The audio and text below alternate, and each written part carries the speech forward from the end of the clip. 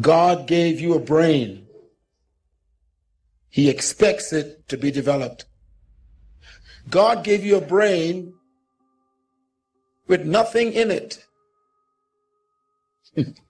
It's like a hard drive on a computer. It is up to you to decide what you download. It's called learning. God gave you a brain. This is very important. And the gift of imagination so that you could participate in creating through planning. I'm going to say this again. God gave you a brain with 500 billion cells and the gift of imagination so that you could participate in creation through planning. The future exists in the unseen. Planning allows you to pull it out of the invisible and create the visible. God gave you a brain so he could rest. God says, look, I don't want to do all the work. You're my son. I want you to share the experience of thinking, ideas, concepts, planning, objectives, a strategy, production, and success.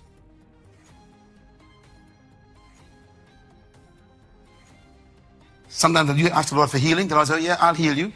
I want you to go get some bush. God said, no, God, I want you to heal me miraculously. God said, I want you to stop eating that certain thing. No, I want healing. God said, listen, I want you to be a part of the process. Stop eating that certain things. Because if I heal you now and clean out your arteries, you can go right back and pork chop and salad and stuff. I wasted my healing. Be a part and plan your healing. I planned how healthy I am. I planned it. I've been a health freak since I was 14. I went to see my doctor. He gave me a checkup. We had an executive checkup. The guy went in my nose and the head and eye and everything. They went things, the place where you're supposed to go. They went everywhere. And the fella say, you got the body of a young athlete.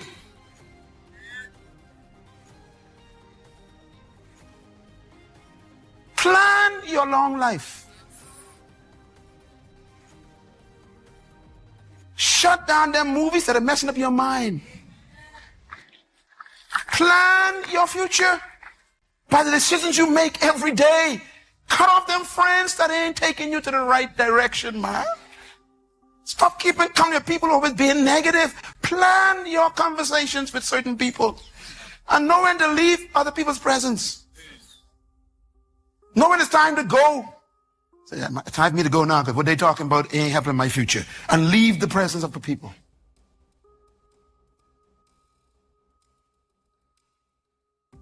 This is very important.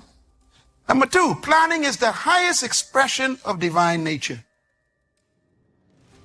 When people talk about wealth, they normally think about money. That's planning.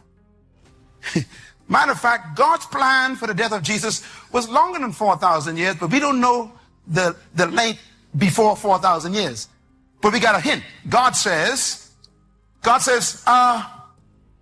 behold the Lamb who was slain when?